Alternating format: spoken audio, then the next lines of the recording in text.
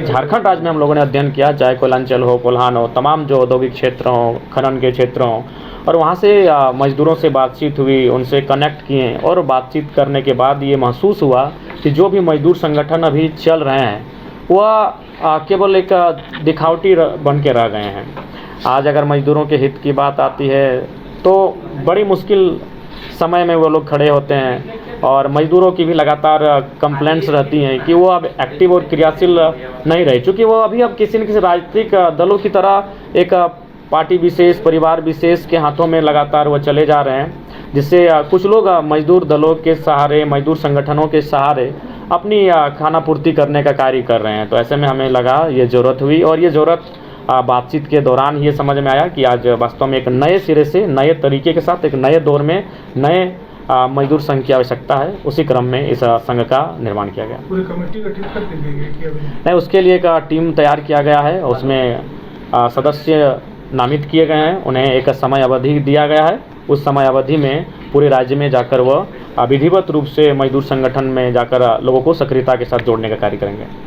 आपके पार्टी से उन्होंने चुनाव भी लड़ा। देखिए, सबसे पहली बात मैं आपको स्पष्ट बताना चाहूँगा, और इस सवाल का उत्तर हमारे उस विधानसभा के डिस्कशन में था, जब एक मंत्री जी ने हमें टोका था। हमने तर्क भी हुआ, नक्सल, आदिवासी नक्सल क्यों, इस पर जब हम बहस कर रहे थे, उसी मेरे 2-2.5 मिनट के बहस में ही वो सारी चीज़ें छुपी है। लेकिन उसके बावजूद हम बताना चाहेंगे कि इस बार का जो चुनाव हुआ, हमारे पास इतना समय नहीं था, मात्र 30 दिनों का समय था।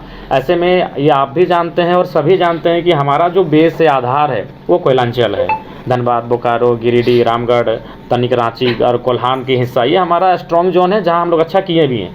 लेकिन हमने संसदीय बोर्ड, चूँकि मैं भी 2 विधानसभा का प्रत्याशी था, मेरे पास भी पर्याप्त समय नहीं था, तो हमने संसदीय बोर्ड के बाकी मेंबरों को कहा था कि अगर कोई ऐसा सक्षम व्यक्ति जिसने किसी राजनीतिक दल से वोट अगर अच्छा खासा लाया है, अगर वो आए तो आप लोग बिना उसको देखकर चुनाव लड़वा दीजिएगा। तो हम लोग को चूँकि संथाल परगना से उनका संबंध था, उसके विषय में हम लोग विशेष इतना ही जानते थे कि वो भारतीय जनता पार्टी से चुनाव लड़े थे और लगभग 45,000 वोट लेकर आए थे।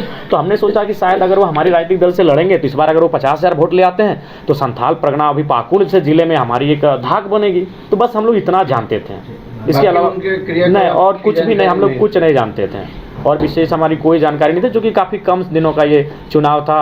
कोई कैंपेनिंग के लिए टाइम नहीं था, ना हमारे पास प्रत्याशियों का मतलब बैकग्राउंड खंगालने का टाइम था। तो उसके बाद बाकी चीज़ें आप लोग बेहतर जानते हैं। एक सवाल आ रहा है कि उनकी मां ने ये आरोप लगाया कि गिरफ्तारी हुई नहीं, ये तो आप मैंने कहा ना, ये सारा मेरे उस 2.5 मिनट के डिस्कशन में है। बिल्कुल वो अगर बायदो ठीक वो क्या थे, अच्छे थे, बुरे थे, वो आपराधिक थे, क्या थे, नहीं थे, लेकिन कम से कम अगर आज जिस प्रकार से इनकाउंटर के नाम पर या फिर अपराधी के नाम पर, नक्सली के नाम पर आदिवासियों का ही इस राज्य में दोहन किया जा रहा है, ये एक चिंता का विषय है। इसमें सरकार को और तमाम बुद्धिजीवी खेमा को सोचने की आवश्यकता है कि आखिर वो मूल धारा से बाहर कैसे, जिसकी राज्य में सरकार है, मुख्यमंत्री उस समाज का, राष्ट्रपति उसी समाज के, और अगर वे लोग अगर मुख्य धारा से बाहर जा रहे हैं, जिनका इसी राज्य में, जिस राज्य को उनके पूर्वजों ने लड़कर लिया और उनको इनकाउंटर का सामना करना पड़ रहा है, तो हमें लगता है बौद्धिक वर्ग को एक बार उसमें विचार विमर्श करने की आवश्यकता है। बीएमकेएस के गठन के बाद जो विस्थापित परिवार से मजदूर वर्ग है, उनको कितना सपोर्ट मिलने की संभावना है? देखिए, हम लोग लगातार, आप लोग तो देखेंगे होंगे सोशल साइट्स के माध्यम से या तमाम मीडिया के माध्यम से, चाहे रामगढ़ हो, धनबाद हो, बोकारो हो, चाहे छोटी मोटी घटनाएं मजदूरों के साथ घटती है, तो हम लोग लगातार धरने के माध्यम से प्रबंधन पर प्रेशर बनाने का कार्य करते हैं, एक दबाव समूह के माध्यम से। तो ये चीज़ें हम लोग शुरू से करते आए हैं, लेकिन बीच में एक बौद्धिक वर्ग से हमारी बातचीत हुई। उनका कहना है कि अगर आप मजदूर यूनियन, एक पंजीकृत यूनियन के माध्यम से अगर आप यहाँ आएंगे तो आपको एक सिस्टमेटिक तरीका मिलेगा, वहाँ आपको बातों को रखने का एक प्लेटफॉर्म मिलेगा। बाकी आप ठीक है, कोई घटना हुआ, आप धरने पर बैठे, 6 घंटा बाद वार्ता हुई, आपको निष्कर्ष मिला, परिणाम भी मिला, लेकिन अगर आप एक लंबे समय, दीर्घकालिक रूप में अगर मजदूरों की समस्याओं का निदान देखना चाहते हैं, करना चाहते हैं, तो उसके लिए एक प्लेटफॉर्म में आने की आवश्यकता है। तो फिर हम लोग प्लेटफॉर्म में आए। ये एप्लीकेशन हो गया है जी। ये अध्यक्ष, प्रदेश अध्यक्ष नहीं, केंद्रीय अध्यक्ष। ये अभी केंद्रीय टीम, क्या नाम हो? केंद्रीय अध्यक्ष का नाम अजय कुमार महतो।